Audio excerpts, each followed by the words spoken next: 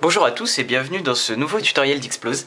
Alors aujourd'hui on va attaquer un sujet un petit peu différent, puisqu'on va parler de réseau, et plus précisément on va parler de switch et de hub. Alors ce que j'ai ici c'est un switch de marque Netgear pour les curieux.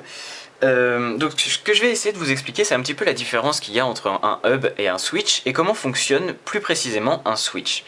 Je fais cette vidéo en introduction à une prochaine vidéo que je vais sortir sur le port hijacking, Et donc je voulais que vous soyez bien au point avant que je sorte cette vidéo, au cas où vous ne saviez pas encore comment un switch fonctionne. Alors pour faire simple, on va d'abord imaginer que ce switch ici est en fait un hub. Les traductions françaises de switch et hub sont un commutateur pour un switch et un concentrateur pour un hub. Alors si c'est un hub, la totalité des trames qui vont être reçues par le hub vont être retransmises sur tous les ports disponibles, enfin tous les ports actifs, pardon, sauf le port source. Alors, je vais vous expliciter un petit peu ça en vous montrant ce qui se passe. Donc vous voyez ici que j'ai 5 ports, 1, 2, 3, 4, 5 et bon, la prise d'allume. Alors je vais vous faire un petit schéma. Imaginons donc que ceci est un hub et qu'il y ait 3 ordinateurs connectés sur ce hub. Un sur le port 1, un sur le port 3 et un sur le port 5.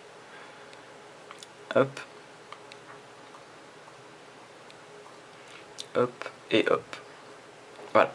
Alors, admettons que le PC1, ici, veuille envoyer un ping au PC3. Et que le switch n'ait encore jamais reçu de trame. Donc, le PC1 va envoyer une trame de ping sur le port 1. Et ici, pardon, j'ai dit switch, c'est bien entendu de hub que je voulais parler. Donc admettons que mon PC1 envoie une trame de ping au PC3, la trame va rentrer dans le hub via le port 1, et le port 1 va simplement renvoyer sa trame sur le port 2 et le port 3, qui sont les deux seuls ports actifs, hormis le port source. Mais un hub ne renvoie pas la trame sur le port source, il renvoie uniquement la trame sur tous les ports actifs, sauf le port source. Donc ici, le PC2 va recevoir le ping, mais ne va pas y répondre étant donné que ce n'est pas pour lui. Et le PC3 va recevoir également le ping, mais lui va y répondre. Donc le PC3 envoie une trame de réponse, on est d'accord, qu'il va envoyer donc sur le port 5. Et ici, qu'est-ce que va faire le hub? Eh bien, encore une fois, il va envoyer la trame au port 3, donc au PC2, et au PC1, sur le port 1. Donc, vous voyez ici que le PC2 va recevoir deux trames, dont il n'est pas le destinataire. Donc, vous voyez que pour un c'est pas en termes de rentabilité de bande passante, de charge, etc. C'est pas du tout pratique. Alors, qu'est-ce que maintenant va faire un switch? Alors, on va voir ce que va faire un switch. Hop, en retournant la feuille.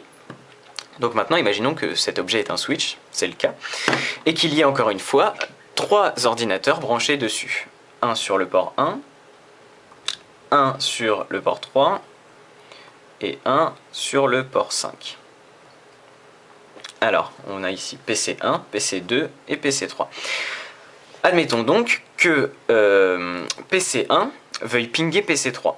Encore une fois, imaginez que le switch n'a encore jamais reçu de trame.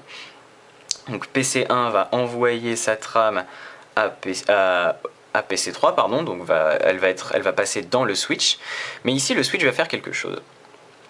Il va associer au port numéro 1 l'adresse MAC source de la trame. Donc ici, l'adresse MAC source va être l'adresse MAC du PC, de PC1, et donc il va créer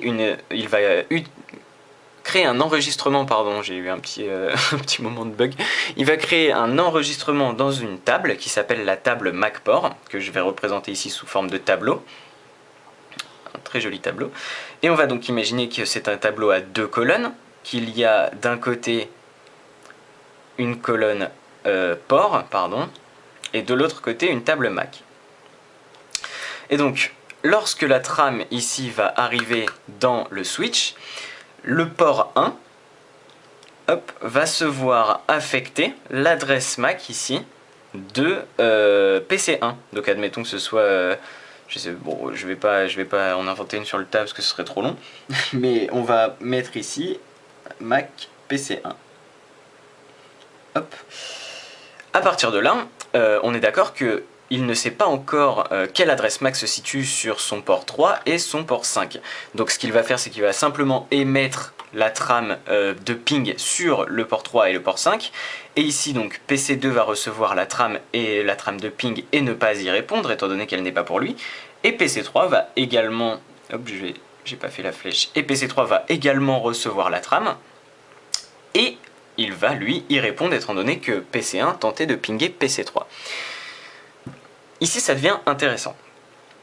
PC3 va donc répondre, faire une reply sur son port 5, et ici, le switch va encore une fois enregistrer l'adresse MAC de PC3 et l'associer au port numéro 5. Donc ici, on va avoir un nouvel enregistrement dans notre table MAC port, qui va être 5 MAC PC3. Hop. Sauf que cette fois, l'adresse de destination, notre switch la connaît, puisque lorsque PC1 a envoyé sa première trame, il a enregistré l'adresse MAC de PC1 sur son port 1, et elle est disponible donc dans la table MAC port. Donc ici, PC3 va envoyer une trame, le switch va regarder dans sa table MAC port s'il dispose de l'adresse MAC de PC1, il va voir qu'elle s'y trouve et qu'elle est associée au port 1. Et donc ce qu'il va faire, c'est qu'il ne va pas renvoyer la trame au port 3 et 1, mais seulement au port 1. Et donc le PC2 ne recevra plus de trame lorsque PC1 et PC3 voudront discuter, étant donné que PC1 dispose maintenant d'une association dans la table MAC port sur le switch et PC3 également. PC2 maintenant, admettons qu'il veuille pinguer PC1, eh bien il va envoyer une trame de ping sur PC1 qui va passer par le switch. Le switch va avoir une nouvelle adresse MAC qu'il n'a pas encore dans sa table MAC port. Donc il va associer au port numéro 3 MAC PC2 et regarder dans sa table MAC port s'il dispose de l'adresse source, de l'adresse de destination. Je vais refaire ma phrase parce que c'était n'importe quoi. Le switch va regarder dans sa table MAC port s'il dispose de l'adresse MAC de destination, qui est l'adresse MAC de PC1. Il dispose de l'adresse MAC de PC1 qui est ici, et elle est associée au port numéro 1. Donc la trame va être directement envoyée sur le port numéro 1. Ici, et le PC numéro 3, lui, ne va pas recevoir cette trame. Voilà, donc c'est très utile et beaucoup plus pratique qu'un hub, étant donné que ici le switch renvoie uniquement la trame au bon destinataire et il ne pollue donc pas le réseau. Il y a plein d'autres aspects intéressants au switch, comme par exemple il évite les collisions ou je vais pas m'étaler sur les autres aspects du switch parce que, encore une fois, là je vous montre vraiment ça pour faire une introduction un petit peu à ma prochaine vidéo. Donc rappelez-vous bien que un switch enregistre les associations, les adresses MAC des postes qui sont connectés sur lui. Donc juste pour un dernier petit exemple, imaginons qu'il y ait ici un deuxième PC connecté au port numéro 1.